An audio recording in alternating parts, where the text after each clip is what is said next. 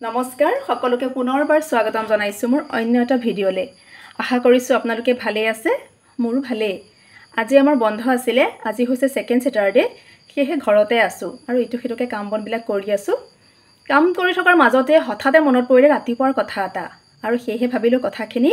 আপোনালোকৰ লগতো শেয়াৰ কৰো যাতে দুই এজনৰ কিবা এটা হলেও সহায় হয় আশা ৰাখিছো ভিডিঅ'টো আপোনালোকে শেষলৈকে চাব আৰু চাই পেলাই জনাবলৈ নাপাহৰিব যে আপোনালোকৰ কেনেকুৱা লাগিল এতিয়া আহকচোন মনু ৰাতিপুৱা কি কথাৰ কাৰণে ভিডিঅ'টো ৰেডি কৰিছো অকনমান আলোচনা কৰো আপোনালোকৰ লগতো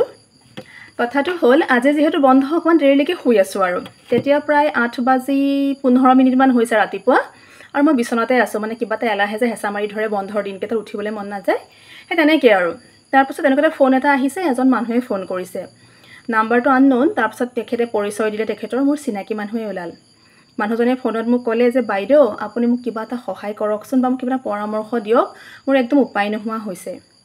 তাৰ পিছত তেখেতক ক'লো আপুনি কথাখিনি কওকচোন বাৰু মই শুনিবলৈ বিচাৰো তেতিয়া মানুহজনে কথাখিনি ক'লে তেখেতে ক'লে যে তেখেতৰ এজন বন্ধু আছে খুব নলাই গলে লগা বন্ধু আৰু মাজতে সেই বন্ধুজনে তেখেতৰ পৰা 1,20,000 টকা এটা ধাৰলে বুলি লৈ গৈছিলে তেখেতৰ খুব বিপদ হৈছিলে বন্ধুজনৰ আৰু যেহেতু দুইজন নলে গলে লগা বন্ধু গটিকে এজন বন্ধুৰ বিপদত ইজন বন্ধুনো কেনেকৈ চাই থাকে সেয়ে তেখেতৰ হাসতিয়া 1,20,000 টকাটো তেখেতে মানে সেই বন্ধুজনক ধাৰলে বুলি দিলে কাৰণ বন্ধুৱে প্ৰতিশ্ৰুতি দিছিলে যে টকাখিনি তেওঁ মানে 2 মাহৰ ভিতৰতে ঘূৰাই দিব এই মানুহজনৰ ইমান আৰ্থিকভাৱে মানে সচ্ছল নহয় চলি আছে আৰু ধুনিয়াকে কিন্তু হলেও এখিনি তেওঁৰ হাসতিয়া টকা আছিল তেওঁ টকাখিনি মানে জমা কৰি কিবা এটা ব্যৱসায় কৰিম বুলি মানে জমা কৰি ৰাখিছিল কিন্তু যেতিয়া বন্ধুৰ বিপদ হ'ল তেতিয়া তেওঁ টকাখিনি দি দিলে আৰু মানে বন্ধুক যেহেতু বন্ধুৱে কৈছে সোনকালে ঘূৰাই দিব তাৰ পাছত হে যে 2 মাহ বুলি যে ক'লে 2 মাহ গ'ল 3 মাহ গ'ল দিয়া নাই তাৰ পাছত মানুহজনে মানে সেই তেওঁক মানে মানুহজনে সেই বন্ধুজনক মানে টকাখিনি মানে ঘূৰাই পেলে বিচাৰিবলৈ ফোন কৰিলে তেতিয়া বন্ধুজনে এনেকুৱাকে মানে আৰু বিপদ দেখুৱালে তেওঁ ক'লে হ'ব দিয়া যিহেতু দিবাই আৰু দিবা আৰু তোমাৰ সুবিধা মতে বাৰু তোমাক মই বাৰু আৰু এমাহ বহাই দিছো তুমি তোমাৰ সুবিধা মতে মোক দিবা ক'লে হ'ব দিয়া তেনেকে গ'ল গৈ 3 মাহ হ'ল 4 মাহ 5 মাহ 6 মাহ এতিয়া হ'ল কি বন্ধুজনেটো ঘৰ এই মানুহজন ঘৰলৈ গলে তেওঁ লগ নিদিয়ে তেওঁ বন্ধুৰ পত্নী এটা মিছা কথা কোৱা হ'ল যে মানুহজন ঘৰত নাই বুলি তেওঁৰ মানে স্বামী ঘৰত নাই বুলি এই মানুহজনক মানে পঠিয়াই দিয়ে যে আপুনি পিছত আহিব তেওঁ ঘৰতে নাই এনেকে কয় ফোন কৰিলেও ৰিসিভ নকৰে তেনেকে মানে দিন বাগৰি এতিয়া 8 মাহত সোমাল মানুহজনে টকাখিনি ঘূৰাই পোৱা নাই এতিয়া কথাটো হ'ল মানুহজনে যেহেতু এটা ব্যৱসায় কৰিম বুলি কিবা এটা মানে প্ল্যানিং কৰি পেলাই মানে টকাখিনি জমা ৰাখিছিল তেওঁ টকাখিনি বিৰাট প্ৰয়োজন হৈছে মানুহজনক এতে মানুহজনে মানে বন্ধুজনকো লগ নোপোৱা হ'ল কতোৱে লগ নাপায় মানে ফোনতো নাপায় আৰু ফিজিক্যালিও লগ নোপোৱা হ'ল কি কৰিব তেনেকুৱাতে বোলে যোৱা কালি কৰবাত কিবা ঠাই এটা নাম ক'লে নে ক'ত কি ক'লে মোৰ এক্স্যাক্টলি এটা মনত নাই ক'ত লগ পালে মানে মানুহজনে বন্ধুজনক লগ পালে লগ পাই পেলাই টকাখিনি বিচাৰিলে যে তোমাৰ এটা বহুত দিন হৈ গ'ল মোৰ পৰা ধাৰলে নিয়া প্ৰায় এটা 8 মাহে হ'ল তুমি টকাখিনি মোক দিয়া এতিয়া সেই উক্ত বন্ধুজনে এটা উলুটাই মানুহজনক মানে দমহে দিছে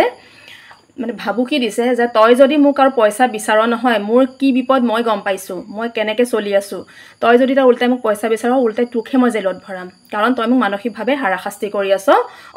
অত দিনে মানে পইচা বিচাৰি এতিয়া উল্টাই মানে সেই বন্ধুজনে এই মানুহজনক এটা উল্টাই পেলাই হেটা ভাবুকি দিছে যে তই যদি আকৌ মোক পইচাখিনি বিচাৰ টকাখিনি বিচাৰ তেতিয়া হলে উল্টাই তোকে মই জেলত ভৰাম দেখিছে টকা পইচা মানুহক কেনেকুৱা কৰে এটা সম্পৰ্ক এটো সকলোৱে জানে যে আপোনালোকে যদি কাৰোবাৰ লগত মানে সম্পৰ্ক এটা বেয়া কৰিবলৈ হয় টকা পইচা লেনদেন কৰক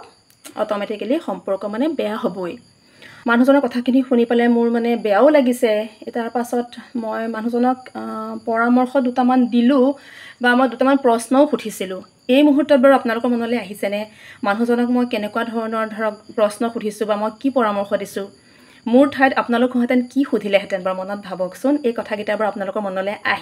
আহিলহেতেন নে বা আহেনে কিহৰ কাৰণে কৈছো আমি প্ৰায়ভাগ লোকে মানে ভুক্তভোগী এনেকুৱা ধৰণৰ সিচুৱেচন বিলাকত পটককে কোনোবা এটা টকা 2000 বিচাৰে 3000 বিচাৰে 10000 বিচাৰিলে 20000 বিচাৰিলে আমি একো নোচোৱাকে টকাখিনি দি দিওঁ এটা বিশ্বাসত দিওঁ যে মানুহজন মোৰ খুব চিনাকি বা মোৰ খুব ক্লোজ গতিকে পইচাখিনি পামেই বা টকাখিনি ঘূৰাই পামেই বুলি আমি দি দিওঁ কিন্তু আমি বাৰু ভাবুনি এইকেইটা কথা মানে মই যিকেইটা কথা এই মানুহজনক ৰাতিপুৱা যিজন মানুহে মোলৈ ফোন কৰি পৰামৰ্শ বিচাৰিছিল, মই যিকেইটা কথা সুধিছিলোঁ, এইকেইটা কথা বাৰু আমি মানে ভাবোঁনে, আমাৰ মনলৈ বাৰু আহেনে? মই তেওঁক সুধিছিলোঁ যে যেতিয়া আপুনি আপোনাৰ বন্ধুজনে যেতিয়া আপোনাৰ বিপদৰ সময়ত কান্দি কুটি আপোনাক টকাটোখিনি বিচাৰিছিলে, তেতিয়া বাৰু আপুনি যেতিয়া টকাখিনি দিছিলে, সেই 1,20,000 টকাটো যেতিয়া আপুনি আপোনাৰ বন্ধুজনক দিছিলে, তেতিয়া বাৰু আপোনালোকে বাৰু এখন হেণ্ড নোট ৰেডি কৰিছিলনে? আৰু সেই হেণ্ড নোটখনত আপোনাৰ বন্ধুৱে যিজনে টকাখিনি লৈছিল তেওঁ বাৰু চহী কৰিছিলনে? তেতিয়া তেওঁ ক'লে, বাইদেউ তেনেকুৱা ধৰণৰ একো কৰা নাছিলোঁ।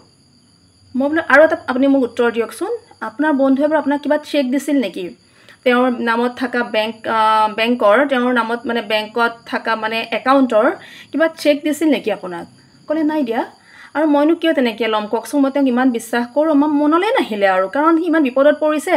গতিকে মই দি দিলোঁ পইচাটো, মই বোলে একো নকৰিলোঁ। তাৰপাছত বাৰু মই কিবা পৰামৰ্শ দিছোঁ, সেইখিনি তেখেতৰ ব্যক্তিগত কথা, গতিকে মই আপোনালোকক আকৌ নকওঁ কি কৰিছিলোঁ।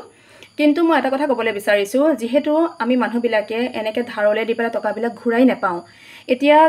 কেতিয়াবা এনেকুৱা মুহূৰ্ত হৈ যায় ময়ো কাৰোবাৰ পৰা কেতিয়াবা ধাৰলৈ ল'ব লগা হ'ব পাৰে।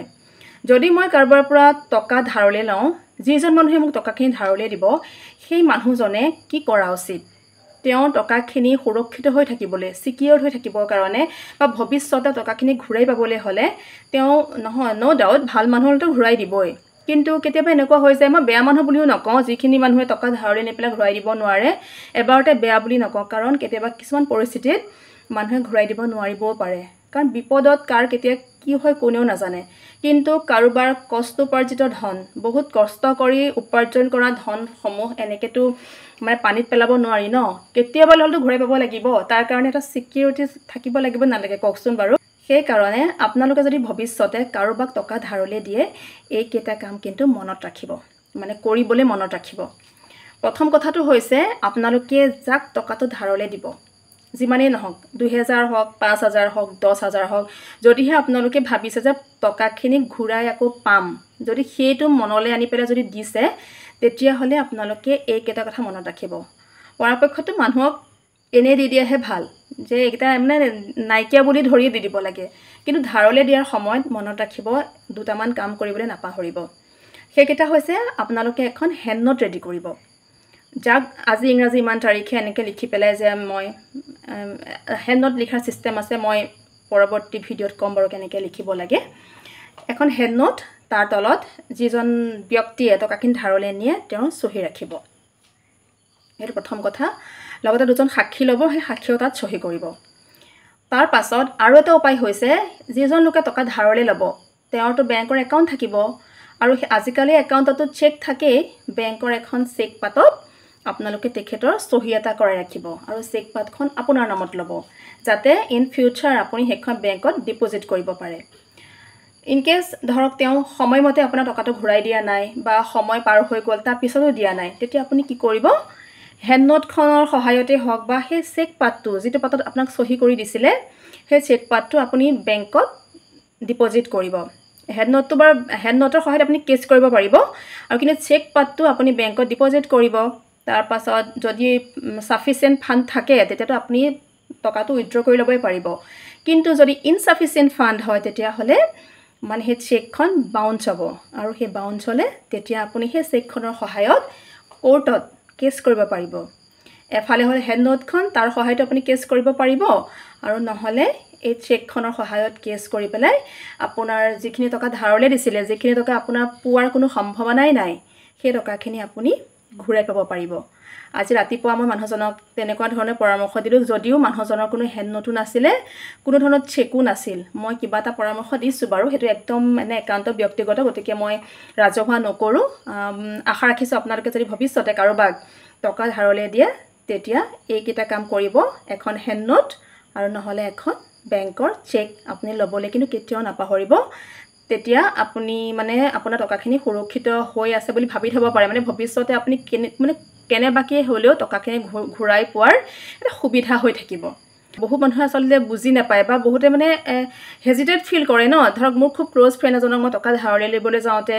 এনেকুৱা মানে কিবা লাজ লাগে নহয় ক'বলৈ কেনেকৈনো কওঁ তাক কেতিয়াবা কেনেকৈনো কওঁ তাই কেতিয়া যে তই মোক চহী কৰি দে বা এখন চেক দি দে কিন্তু ভৱিষ্যতে এটা সম্পৰ্ক বেয়া হোৱাতকৈ টকাখিনি ধাৰে লোৱা সময়তে খোলা খুলিকৈ কথাবিলাক পাতিলে সকলো সমস্যা সমাধান হৈ যায় একো লাজ কৰিব লগা নাই আপোনালোকে খোলা খুলিকৈ পাতক যে হয় মই টকা ধাৰলৈ দিব পাৰিম কিন্তু এখন হেড নোটত চহী কৰি দে নহ'লে তোৰ নামত থকা বা আপোনাৰ নামত থকা এখন বেংকৰ চেকত মোক এটা চহী কৰি দিয়ক তেতিয়াহ'লে মই টকাখিনি দিব পাৰিম সকলোকে বহুত বহুত ধন্যবাদ জনাইছোঁ আগলৈ আকৌ লগ পাম বাই বাই